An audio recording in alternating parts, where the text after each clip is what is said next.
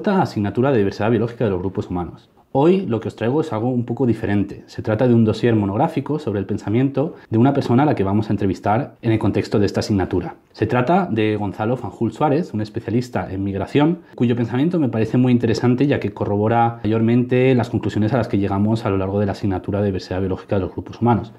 Es decir, la historia de la humanidad, tal y como hemos visto desde un punto de vista biológico y antropológico, es la historia de las migraciones humanas. Entonces, tiene todo el sentido del mundo analizar también, desde una perspectiva contemporánea, cuál es la situación actual de la migración en el mundo y en Occidente. Para este monográfico he recopilado más de 10 conferencias y entrevistas de Gonzalo Fanjul que están disponibles en YouTube, en las que trata sobre diferentes temas relacionados con la justicia social, la pobreza infantil, las migraciones y el panorama sociopolítico en Occidente en relación con todo el tema de la migración.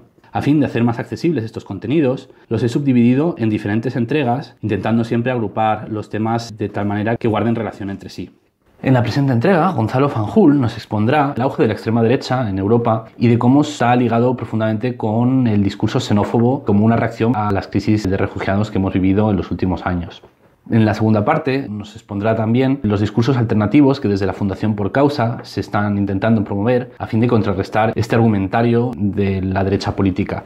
El fundamento de estas propuestas es que a la extrema derecha no se la puede combatir con sus propios argumentos, no se debe entrar en un debate en cierto modo validando que los argumentos inhumanizantes que presentan tengan algún tipo de validez fáctica. En vez de ello, desde Por Causa proponen abordar este problema con un discurso completamente alternativo, un discurso optimista, un discurso centrado en los derechos humanos que pueda competir en plano de igualdad en el discurso público en contra de estas ideas retrógradas y xenófobas de la extrema derecha en Europa y en Occidente. Sin más dilación, les dejo con Gonzalo Fanjul. Muchas gracias.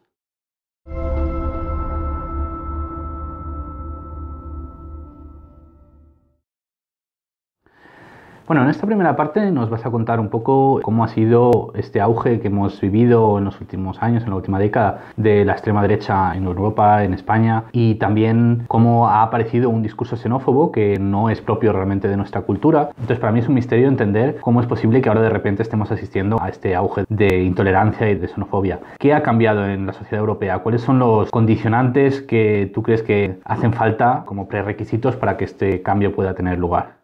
Pero este gráfico dice algo más que es muy importante. Quienes no han ganado mucho, incluso han perdido un poco durante este periodo, son precisamente las clases medias de los países desarrollados. Los trabajadores en el sector industrial, que han visto cómo los lugares en los que trabajaban se desplazaban a otras regiones del mundo. Nuestros hijos ahora, que ven cómo operan en un modelo económico extremadamente precario, que no tiene nada que ver no ya con mi situación, sino con la situación de mis padres. Es decir, una clase media precarizada que se da cuenta de que el mundo está cambiando a su alrededor. Y por lo tanto, desde el punto de vista migratorio, aquí podemos hablar de la cantidad de gente que se ha incorporado al grupo de potenciales migrantes, pero también la cantidad de gente que se siente frustrada con la realidad en la que vive.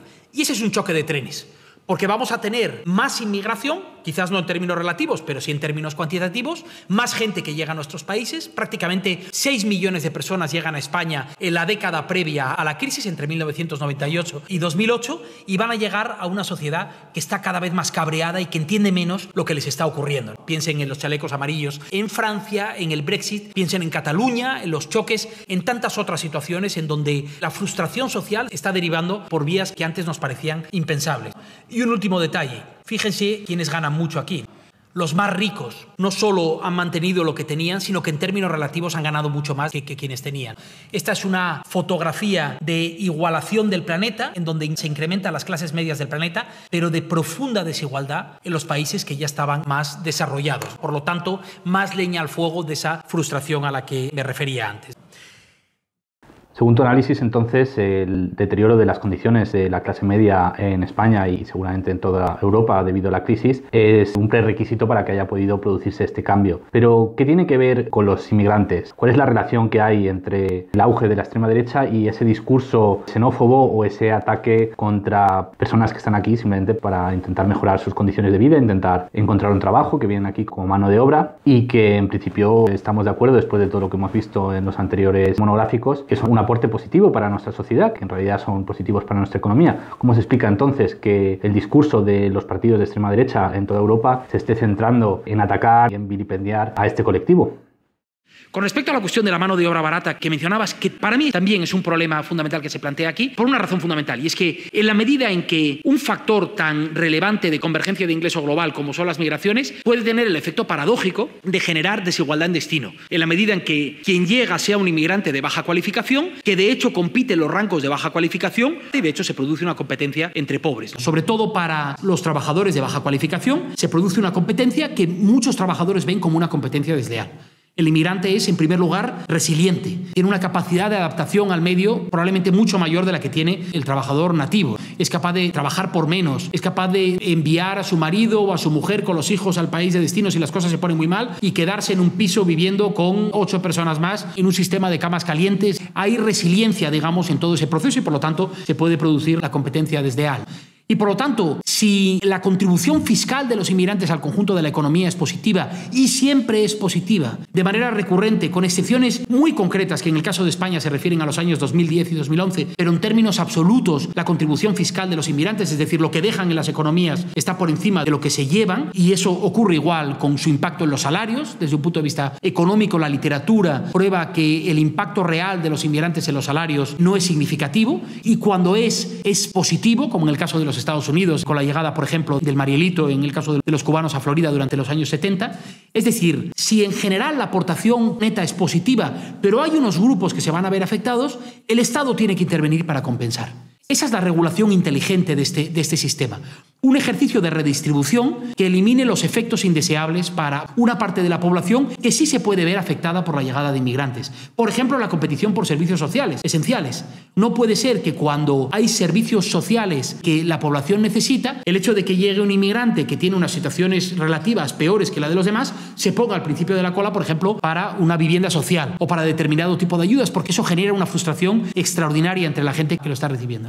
Y esa frustración en ocasiones se traduce en ese fenómeno de incremento de la xenofobia, de incremento de la incertidumbre en el conjunto de Europa, en donde vemos que en prácticamente todos los países europeos empieza a haber una representación de partidos abiertamente xenófobos, de partidos de ultraderecha en muchos casos, pero no necesariamente, pueden ser populismo de derechas abiertamente xenófobos. España y Portugal son la excepción, aunque este gráfico, que a mí me gustó mucho cuando lo vi, pone ahí a la Falange. Nadie puede pensar que la Falange juega ningún papel político relevante en este momento en el imaginario público. Pero en el resto de Europa lo que nos encontramos es un panorama muy diferente. Nos encontramos a partidos que han adquirido fuerza electoral real para influir la realidad de sus estados. El caso de Alemania es un caso claro, con Alternativa por Alemania, que multiplica por 3 los votos, o los países de Europa del Este, en donde los partidos de ultraderecha están determinando el debate público. Pero el peso fundamental de estos partidos no está tanto en su peso electoral formal, sino en su capacidad para contaminar el conjunto de debate público, para convertir en aceptable lo que antes era sencillamente inaceptable,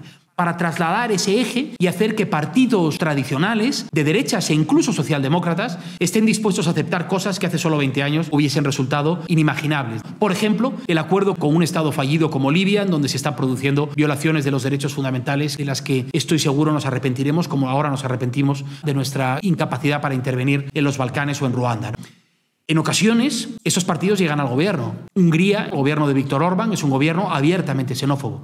El gobierno polaco es un gobierno abiertamente islamófobo. En Hungría, la coalición de gobierno incluye a un partido de ultraderecha. Y en Austria, posiblemente el partido que gobierne en coalición con un partido de ultraderecha. Es decir, que tenemos, digamos, todos los matices de esa gama de colores de la influencia de estos partidos. Y estos partidos son el resultado de esa frustración, que es una frustración muy compleja, que no responde solo a la crisis de refugiados, ni mucho menos, sino que responde a una crisis económica larga, una crisis de credibilidad de las instituciones, pero en donde la llegada de los refugiados ha generado un elemento común, un enemigo común para todos ellos, que, como digo, está empujando a Europa a cruzar líneas rojas que resultarían impensables en el pasado. Y yo creo que este es un punto de partida fundamental.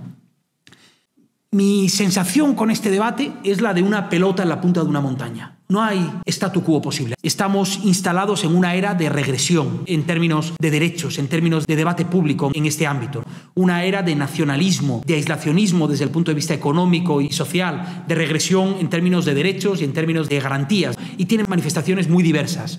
Yo no distingo en lo esencial lo que está ocurriendo en Cataluña de lo que está ocurriendo en otros países de la Unión Europea en términos de nacionalismo. En último término es la consolidación del yo frente al otro y el levantamiento de fronteras como una medida para protegerme. y la pelota está cayendo de ese lado. Y en mi opinión, la única manera de que la pelota no caiga ahí no es tratar de sujetarla donde estábamos, porque lo que teníamos ya no se sostiene. Vamos a necesitar asumir riesgos diferentes. Y digo diferentes porque con lo que tenemos ahora estamos asumiendo riesgos considerables. Los riesgos de la gente que cruza el mar, por supuesto, pero también los riesgos, por ejemplo, de tener poblaciones crecientes de inmigrantes en situación irregular en nuestras economías, algo que no interesa a nadie, ni siquiera al que tenga peor opinión sobre los inmigrantes. Y ahí es donde se enmarcan esos tres elementos, estos tres pasos a los que me refería.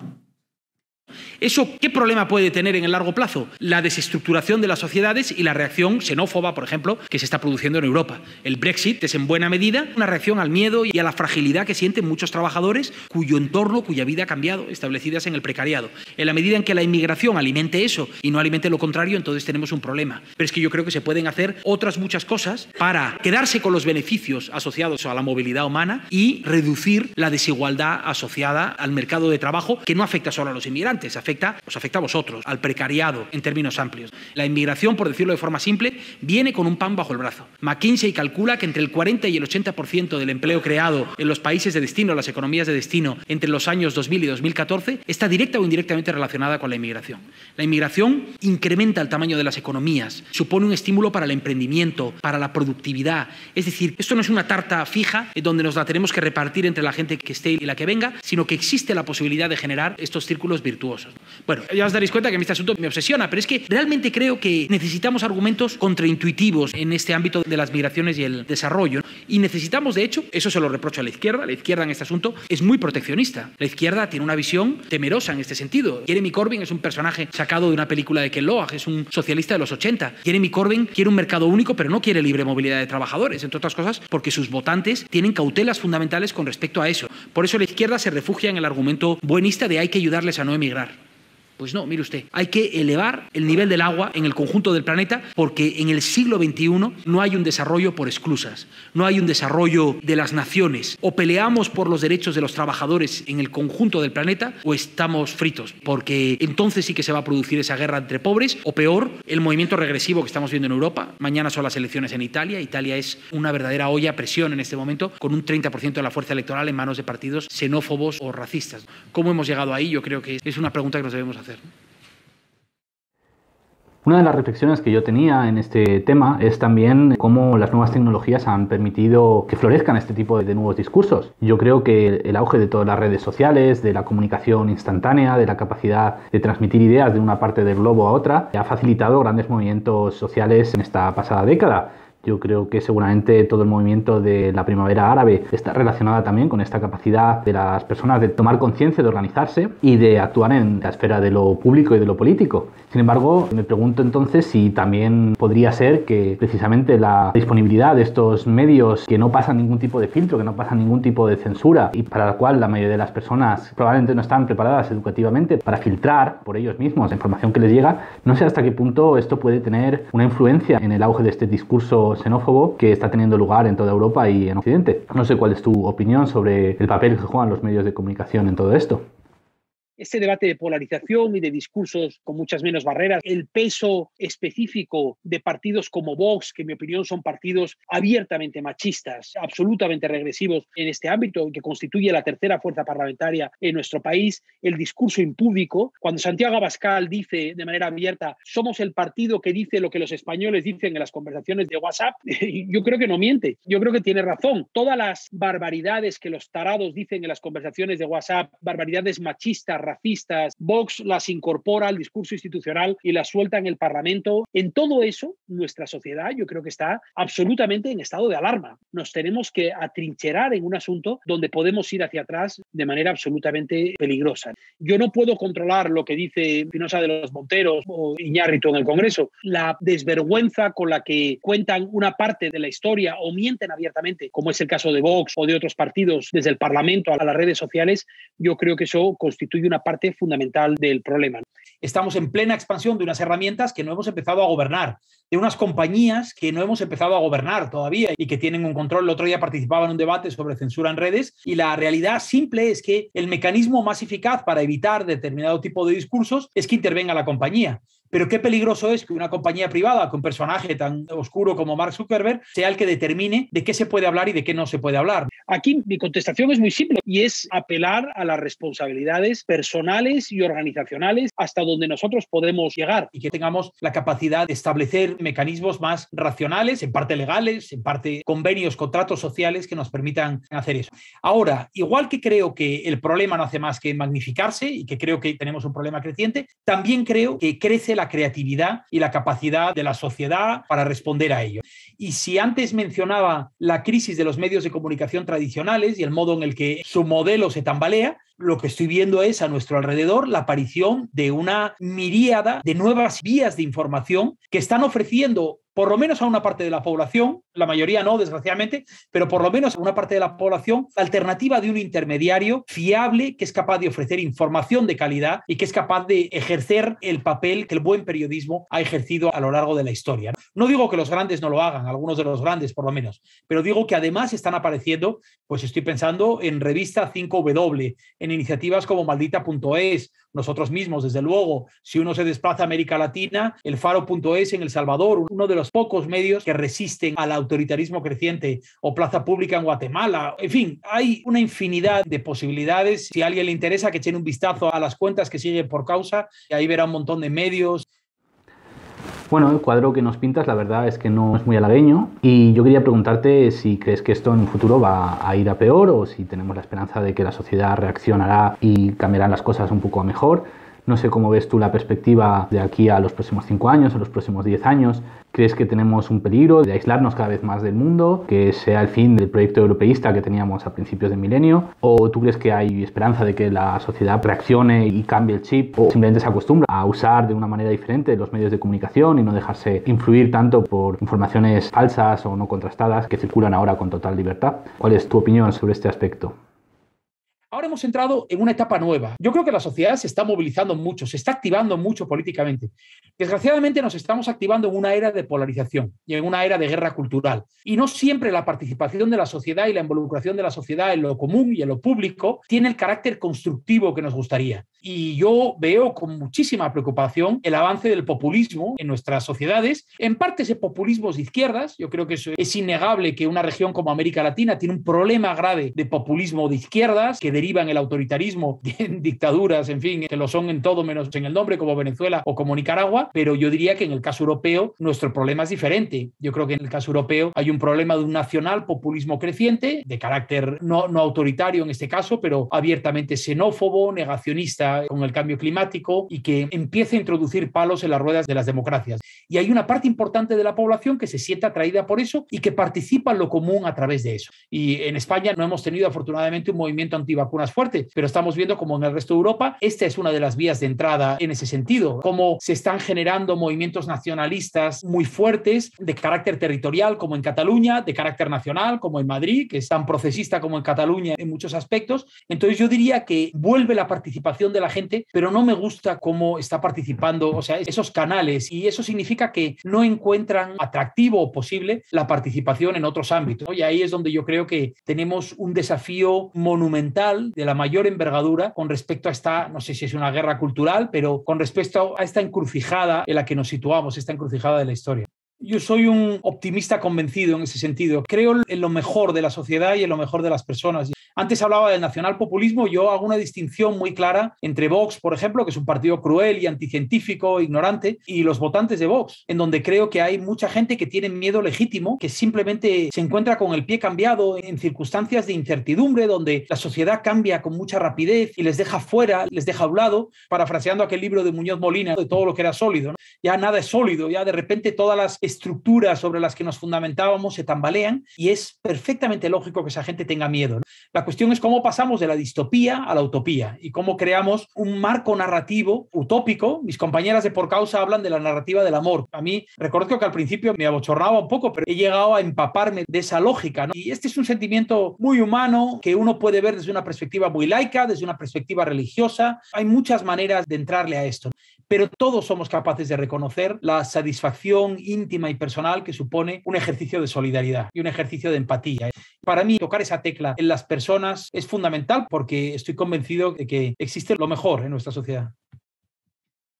Si se trata de hablar de oportunidades, a mí me gustaría mencionar algunas que este contexto de COVID nos plantea.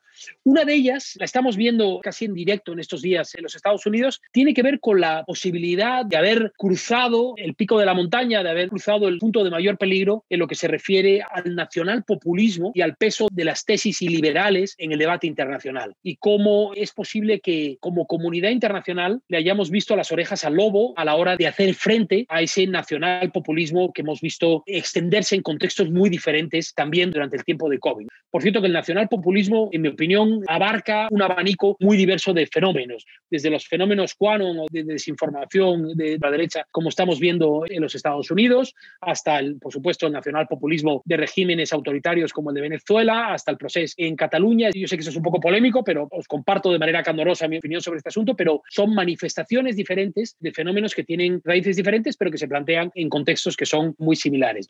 Como decía antes, ese fenómeno del nacionalpopulismo es posible que esté empezando a encontrar una respuesta, una especie de reconquista política por parte de las sociedades, por parte de las democracias liberales del conjunto del planeta.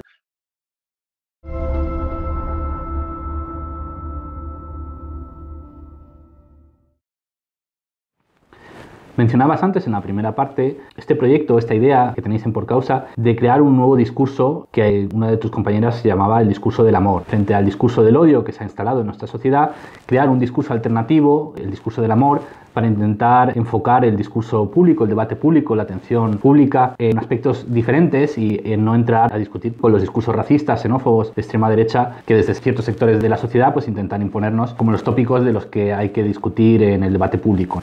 Cuéntanos un poco qué hacéis en Por Causa, cómo estáis desarrollando estos discursos alternativos, estos discursos del amor y en qué consisten. Una de las cuestiones fundamentales que hace una organización como la nuestra y cualquier otra organización que haga investigación o participe en el debate público con estas premisas es destruir mitos. Y si hay un asunto atado o lastrado por los mitos es el tema de las migraciones. El mito, por ejemplo, de que este es un fenómeno moderno, cuando en realidad el mundo ha conocido flujos migratorios de alta intensidad prácticamente desde principios del siglo XIX, o por lo menos desde mediados del siglo XIX, con diferentes oleadas, y en donde, por ejemplo, España ha tenido protagonismo en algunas fases, como por ejemplo en las décadas de después de la Segunda Guerra Mundial. Es un mito también pensar que este es un fenómeno mucho más relevante en términos relativos de lo que era en aquel momento. En realidad, si uno mira la evolución del peso relativo de las migraciones con respecto al conjunto de la población mundial, te das cuenta de que nos hemos movido habitualmente en un número cercano al 3% de la población mundial como migrante. Esto era cierto en el siglo XIX, fue cierto en los años 60, y el crecimiento de la inmigración en términos absolutos ha ido en paralelo con el crecimiento de la población mundial. Es decir, que en términos relativos, en realidad, una parte muy pequeña de la población mundial emigra. Nos hemos convencido también que los países ricos estamos siendo invadidos por los países en vías de desarrollo, cuando en realidad los números cuentan algo muy diferente. Es cierto que la emigración de los países del sur a los países del norte ha crecido mucho en las últimas décadas, fundamentalmente porque en los países pobres se ha generado un proceso de consolidación de las clases medias que está en la base de la capacidad económica y educativa para dar el salto. Es decir, que hay más gente que tiene la capacidad de emigrar al norte de la que había antes. Pero la realidad es que 1 de cada 2 de las personas que migran entre las propias países en desarrollo. Pero quizás uno de los mitos mejor arraigados y que más problemas nos ha generado, desde luego, desde una perspectiva de debate público, desde una perspectiva de desarrollo político, de las normas y del marco institucional y normativo dentro de la Unión Europea, en Estados Unidos, en Australia, no encuentro diferencias fundamentales en el acercamiento que Estados Unidos, la Unión Europea, Australia o casi cualquier otra región fundamental de destino tiene con respecto a los flujos migratorios. Hay, por supuesto, muchas características propias en todo eso, pero son sistemas esencialmente concebidos para controlar, esencialmente concebidos para detener y no para gobernar. Me interesan mucho las conversaciones que no están teniendo lugar. Y aquí no me extiendo, pero me interesa mucho hablar de la migración laboral, por ejemplo. Me interesa mucho que los medios de comunicación, incluso los que son en su línea editorial más partidarios a la inmigración, no estén hablando todo el día de crisis migratoria o de llegadas masivas cuando llegan 50 personas por la frontera sur. Hablemos de los 500.000 que entran por el aeropuerto de Barajas o el del Prat de manera perfectamente regular, natural, a alimentar, a sostener nuestras economías en capacidades esenciales que no está sosteniendo nadie. Hablemos de cómo los inmigrantes inmigrantes han estado en la trinchera de la respuesta COVID, recogiendo fruta y verdura cuando nadie la quería recoger durante el tiempo del confinamiento, o trayendo los alimentos a casa, o cuidando de nuestros padres y exponiéndose en primera línea de COVID, muchos de ellos inmigrantes sin papeles, y de cómo nuestras sociedades no van a poder envejecer en ausencia de esos trabajadores. Hablemos en el debate de las pensiones no solo de cuántos años más tendremos que trabajar o cuánto tendrá que crecer nuestra cotización, sino de cuántos trabajadores necesitaremos, porque eso es lo que el gobierno está diciendo en su informe España 2050, en el que habla de 350.000 inmigrantes de tasa neta de entrada, digamos, inmigrantes que lleguen al año para apuntalar una pirámide demográfica casi de modelo de una pirámide invertida. Bueno, estoy diciendo muchas cosas, pero en realidad se trata de una sola, y es que necesitamos racionalizar este sistema. No solo hacerlo más justo, más ético, no solo acercarlo más a quienes pensamos que la migración es un derecho, el modo en el que uno se conciba su identidad, conciba su concepto de nación, yo creo que es subjetivo y todo es discutible y casi todo es legítimo. Lo que no es legítimo es la estupidez, y ahí es donde yo creo que nos falta mucho trabajo por hacer. Nuestro sistema es inmoral por muchas razones, pero es esencialmente idiota. Un disparo en el pie desde el punto de vista demográfico, económico, social, y esa es la conversación que no estamos teniendo, ¿no? Necesitamos abrir una nueva conversación sobre el papel que las migraciones y, en general, el papel que la movilidad humana juega en nuestras sociedades. Esas narrativas sustitutivas tienen lugar en ocasiones en relación con los medios de comunicación convencionales. Pero yo diría que precisamente porque los medios de comunicación convencionales son parte del problema, lo que hay que hacer es actuar en los márgenes y entre las piernas de los grandes. Hay que generar nuevos modelos de comunicación y de periodismo. Nosotros somos un ejemplo y existen otros. Dentro de poco creo que intervendrá Clara Jiménez de Maldita.es, que es un ejemplo absolutamente inspirador de cómo luchar contra la mentira en el debate público. Hay que trabajar en el ámbito universitario, en las escuelas. Hay que llevar esta conversación a las empresas, descentralizarla. Y ahí es donde Por Causa hace un trabajo con otros, pero no muchos otros, en donde tenemos una vinculación muy directa con los mejores think tanks y los mejores analistas y medios de comunicación que están haciendo esto fuera de nuestro país, en Estados Unidos, en Europa, en América Latina, en África, pero no son tantos. Y ahí yo creo que tenemos un valor añadido, pequeñito, pero un valor añadido tangible. Hay una cuenta de Twitter que os recomiendo que la sigáis, que se llama No les des casito, que es una cuenta que habla sobre cómo conformar narrativas públicas, narrativas políticas, pero no solo políticas, que son sustitutivas de las que tenemos en este momento, ¿no? Y para mí, la clave de este asunto, por lo menos como lo manejo yo, como lo maneja Por Causa, como lo maneja IS Global, es, además de preocuparnos por lo que dicen los demás, preocuparnos sobre todo por lo que decimos nosotros y cómo lo decimos nosotros. Y el ejemplo que yo doy y la manera que yo intervengo en las redes sociales. Establecer nosotros el rasero por el que queremos que sean medidos los demás en este debate. Apoyar las iniciativas o los tonos o los esfuerzos que son más conciliadores en este sentido. Y no meto ni a todos los partidos políticos ni a todos los representantes políticos en el mismo saco, bajo ninguna circunstancia, porque creo que sobre todo en el ámbito local y hasta cierto punto autonómico estamos viendo experiencias edificantes e inspiradoras de colaboración en este sentido, pero la realidad es que ahora, en este momento, la política, en términos muy amplios, y los representantes políticos en el ámbito nacional, yo creo que son más parte del problema en este sentido que parte de la solución. Y su incapacidad para llegar a acuerdos, su incapacidad para conformar discursos integradores. Madrid, donde yo estoy, tiene el ejemplo de dos representantes políticos del mismo partido, el alcalde Almeida y la presidenta Ayuso, que tienen dos estilos contrapuestos de participación en la política. No estoy seguro de que ideológicamente esté muy lejos, no estoy seguro de que su opinión sobre, no sé, la política económica, el aborto, los modelos de educación en nuestro país sean muy diferentes, pero su manera de participar en la política, la manera en la que se relacionan con otros es completamente diferente. Yo quiero más gente que actúe como Almeida, al que no he votado y no votaré en el futuro, pero valoro enormemente el modo en el que él se comporta. Y sin embargo, creo que Ayuso es una mujer que es un peligro público desde este punto de vista, ¿no? Yo tengo un hashtag en mi cuenta de Twitter que es "la mierda no se comparte". No me cabe ahí, la mierda no se contesta. Pero no creo que tenga mucho sentido expresar en redes sociales lo que a mí me encabrona eso y cómo los míos, mi tribu, es mucho mejor en este sentido, sino más bien, a mis hijos siempre les digo cuando participan en redes, si no tienes algo bueno que decir, no lo digas. Y eso es posible extenderlo, es decir, vuestras organizaciones están haciendo tantas cosas que deben ser contadas, vuestra experiencia es tan sumamente inspiradora. Una red como EAPN ve lo peor de nuestras sociedades en la medida en que ve la miseria y las dificultades y la tragedia y la tristeza en el día a día, pero al mismo tiempo ve el empeño de una sociedad por salir adelante. Historias de compromiso personal, de esfuerzo de cada día. Yo creo que esa historia, nuestra experiencia, debe ser contada. En el debate público pequeño estamos obligados a contar eso, esas historias, desde lo más emocional. con mensajes que apelen no tanto a su racionalidad, no tanto a los datos, no tanto a lo que yo les he contado al principio sobre el efecto fiscal de las migraciones, sino a las tripas, a las emociones, al hecho de que esto no es un ellos contra nosotros, porque todos somos migrantes. Todos provenimos de alguna parte. Todos somos el resultado de un camino para buscar prosperidad, para buscar protección, para encontrar una vida mejor para nuestros hijos o para nosotros mismos. Todos somos migrantes. En el momento en que partimos de ahí, nuestra lógica, nuestro relato es completamente diferente. Antes hacía una referencia al tema de las migraciones y hablaba de la campaña de regularización. A mí el tema de la regularización me parece un ejemplo muy ilustrativo en este sentido. Yo personalmente creo que los derechos fundamentales de una persona a la prosperidad, al bienestar, a derechos fundamentales como la educación, como la salud, el derecho a no morir antes de cumplir los 5 años, es sencillamente incompatible para mucha gente con el hecho de quedarse en el país en el que han nacido. Y por lo tanto, el único modo de garantizarlo es cruzar una frontera y para mí existe un derecho fundamental humano a emigrar, un derecho no reconocido. Bueno, el derecho a emigrar está reconocido, lo que no está reconocido es la obligación de recibir. Y por lo tanto creo que más allá de la cuestión del refugio, de la protección internacional, debería existir un derecho fundamental a emigrar y por lo tanto la carga de la prueba no debería estar en el que quiere emigrar, sino en los estados que te impiden que te establezcas en tu país. Y yo sé que esa es una posición muy radical, porque sé que eso contradice por completo el modo en el que nuestros estados son concebidos y en el modo en el que consideramos que estados comunitaristas pueden determinar quién cruza nuestras fronteras y quién se establece en nuestros países.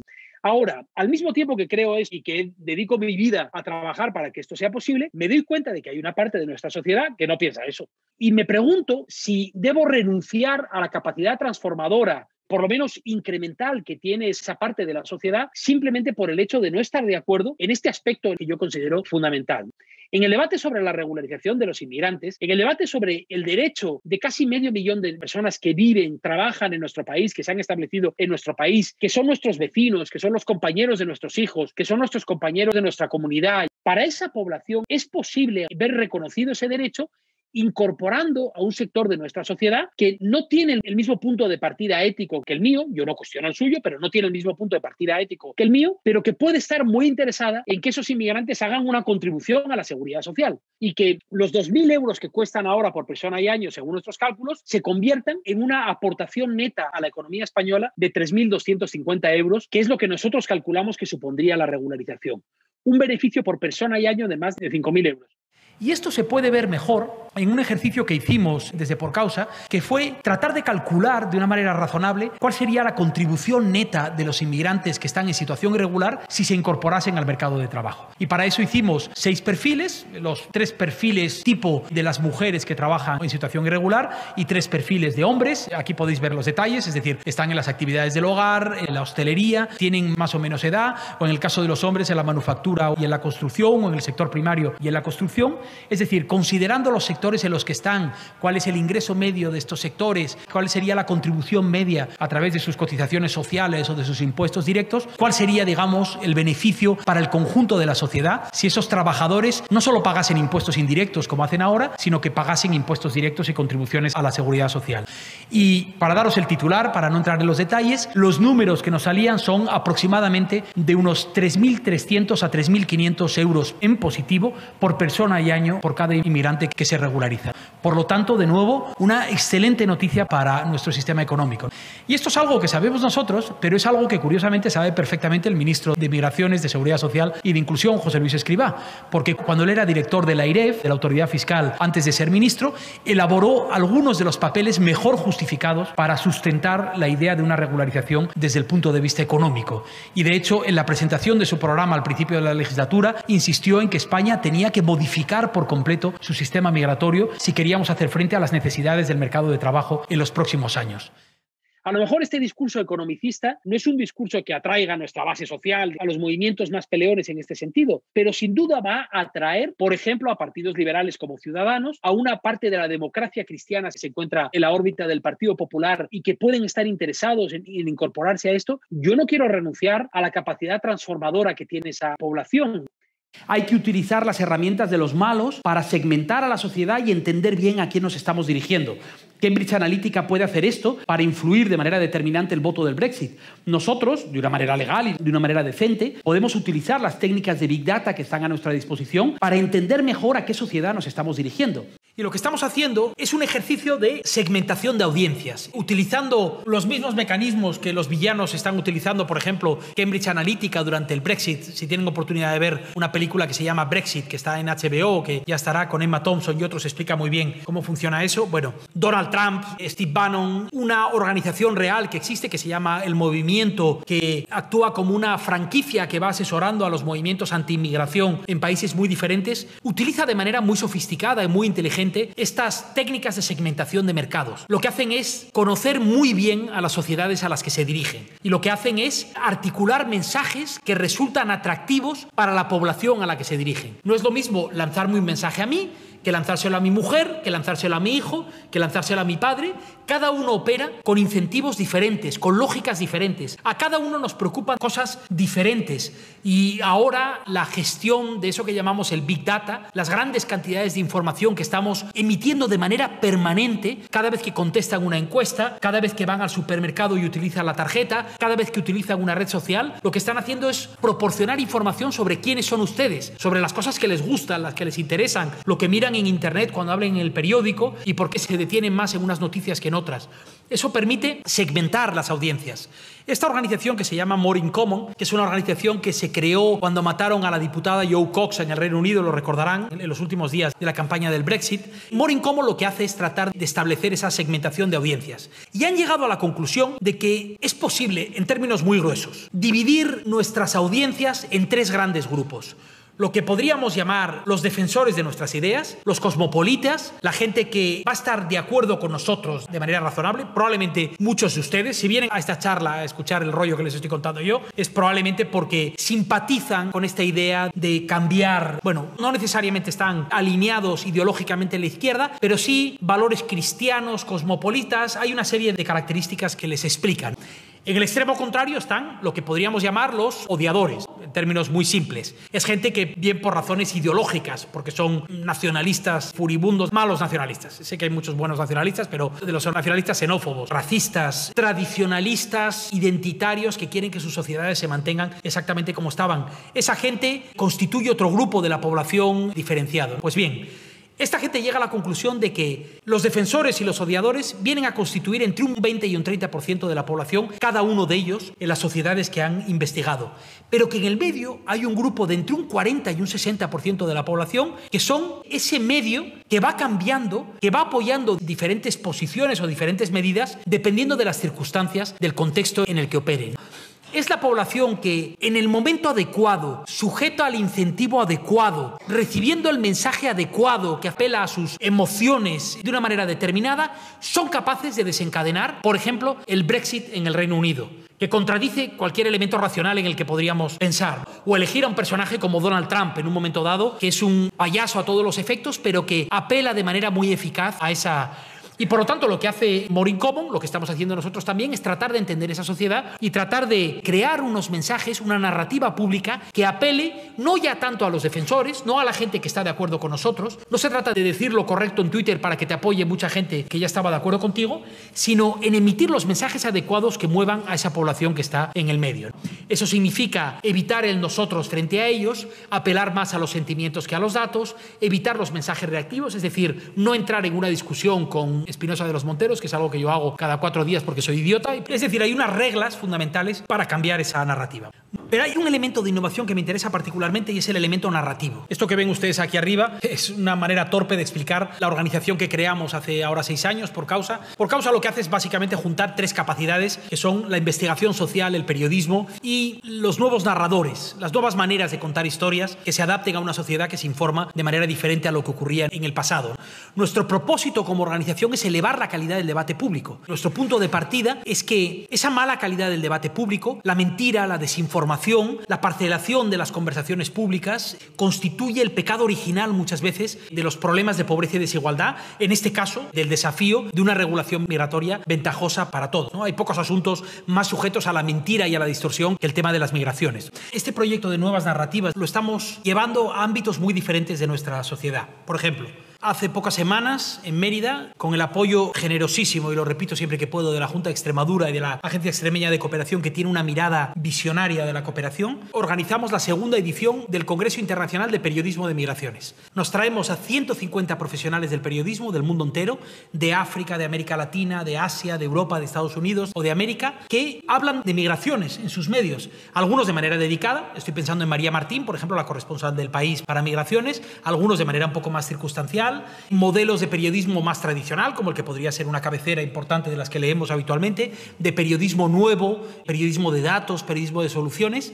Y lo que hacemos es trabajar con ellos durante 3 días para dotarles de todas estas herramientas y de crear un gremio entre ellos que les permita ir apoyándose, primero para dar información veraz, para no mentir. Hay periodistas que mienten de manera consciente, pero yo diría que son la excepción. Yo creo que la desinformación es más un problema ahora, por ejemplo, de crisis del modelo de negocio. La mayor parte de los medios de comunicación no tienen la posibilidad de costear especialistas, en fin, no tienen posibilidad de costear especialistas en salud, no les digo ya, en temas como estos que parecen... Por lo tanto, de lo que se trata es de constituir redes que les permitan apoyarse entre ellos. Pero estamos trabajando con las escuelas, estamos trabajando con las universidades. Montamos en la oficina cada 15 días una experiencia que se llama los migratones, que son como eso que llaman ahora hackatones, que son como experiencias muy creativas de innovación, de generación de ideas, de gente que está trabajando en ámbitos muy diferentes. Trabajamos con las organizaciones sociales. Hemos creado un curso que se llama Tumba tu cuñado. Eso les animo a que entren en nuestra página web y lo vean. Bueno, anímense para empezar a inscribirse en nuestro boletín y a recibir la información que les enviamos, a hacer donaciones obscenas de dinero a nuestra cuenta, pero el curso de Tumba tu cuñado es un curso en donde uno, en 10 minutos, lee lo fundamental del tema. Es un curso pensado para las cenas de Navidad, para que cuando llega el cuñado con las 4 chorradas que ha leído esa mañana en OK Diario, uno pueda contraargumentarle. Entonces, hacemos herramientas de este tipo que en ocasiones son divertidas y que, de hecho, tratamos de ser rompedores en ese lenguaje, no ser dramáticos, no ser trágicos, aunque a veces hablamos de cosas que son muy dramáticas y muy trágicas. Si pensamos, por ejemplo, en la situación de los niños extranjeros que están solos, no hay nada divertido en todo eso, pero tratamos de contar sus historias con elementos que son emocionales y que apelan no tanto a la buena voluntad del que quiere ayudar a alguien que está por ahí abajo y que le rescata de manera vertical, sino que, por ejemplo, apelamos a los padres y a las madres a ver en esos niños lo que son. Niños adolescentes, niños que a veces tienen comportamientos indeseables, niños que han sufrido. A mí como padre, yo siempre digo que desde que tengo hijos, mi perspectiva de la pobreza cambió, se humanizó, porque tiendo a ver en los demás a mis propios hijos. Y ese elemento emocional es mucho, mucho más contundente y mucho más eficaz que cualquier dato que nosotros podamos dar. Los datos que yo les he dado sobre la importancia de los inmigrantes en el empleo y en los mercados de trabajo es irrelevante cuando uno lo compara con la señora que se deja la piel cuidando de su padre o de su madre que tiene Alzheimer en casa y que constituye y que me recuerda un poco a una amiga que adoptó una niña etíope, que es negra como el betún, y que estaba en clase con otros niños de 6 años, y entonces cada niño iba contando de dónde era, ¿no? Yo soy de Soria y vivo aquí en Madrid, pues yo soy de Madrid y tal. Entonces la niña llega ahí y dice, pues yo nací en Etiopía. Y todos, Etiopía, ¿pero eso dónde está? Dice, bueno, Etiopía está en África. Entonces se levanta uno y dice, pero entonces tú eres negra. Bueno, pues, pero entonces tú eres negra. Claro, es que yo aspiro al pero entonces tú eres inmigrante. No, tú eres inmigrante y después viene todo lo demás. No, tú eres la persona que me permite tener una vida normal porque cuidas de mi padre o de mi madre en las circunstancias más difíciles. Eres el amigo de mis hijos. Eres mi hijo que se tuvo que ir de España a trabajar en Alemania. Esas emociones son las que tenemos que cultivar en nuestra sociedad, que van más allá de una posición política o de un dato, porque solo cuando conseguimos eso es cuando naturalizamos lo que es natural, y es esta movilidad humana y esta lógica fundamental donde no todo es bueno, no todo es fácil, pero todo es mucho más natural de lo que pensamos. Y efectivamente las migraciones nunca deben ser obligatorias, pero deben ser un derecho, una oportunidad. Cuantos más seguras, cuanto más reguladas las hagamos, cuanto más innovemos nuestras políticas para adaptarnos al mundo que tenemos y no al que se le ha ocurrido a alguien en una comisaría del Ministerio del Interior, mejores serán nuestras políticas migratorias. Así que muchas gracias otra vez por la oportunidad y les agradezco mucho este debate.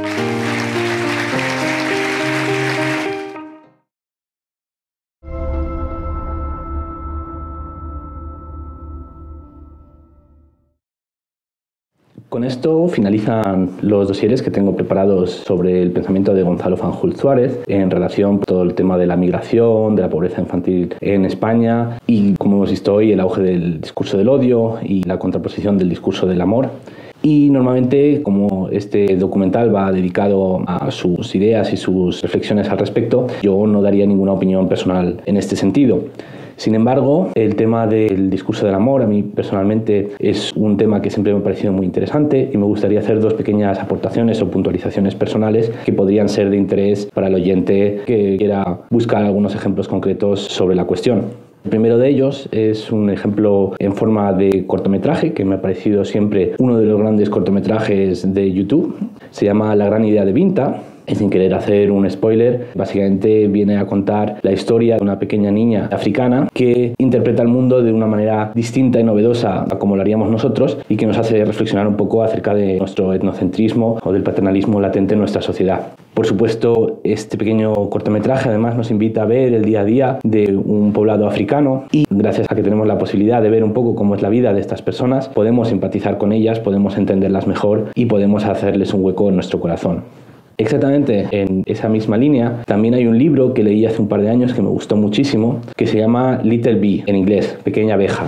El autor de este libro se llama Chris Cliff, es londinense, y presenta una historia que también me parece increíblemente conmovedora, que a uno le entra directamente por la vía de las emociones más que por la vía intelectual, y en la que nos presenta la historia de una niña nigeriana que consigue escapar como refugiada a Londres de manera más o menos espectacular, buscando a una pareja de personas a las que había conocido en circunstancias bastante dramáticas en Nigeria. La historia es increíblemente conmovedora porque es sumamente optimista. Toda la historia se cuenta a través de los ojos de esta niña, la pequeña abeja, y de cómo ella sueña con ser una súbdita de su majestad la reina en Inglaterra y cómo ve el mundo a través de su visión romántica e ingenua de una niña adolescente. Eso a pesar de los terribles acontecimientos que se narran en el libro y que lógicamente deberían traumatizar a cualquier persona normal. Y sin embargo, esta niña consigue sobreponerse a esas circunstancias tan dramáticas sin perder ni la esperanza ni la ilusión por la vida y por un futuro mejor, un futuro en el que ella también pueda progresar y pueda mejorar sus condiciones.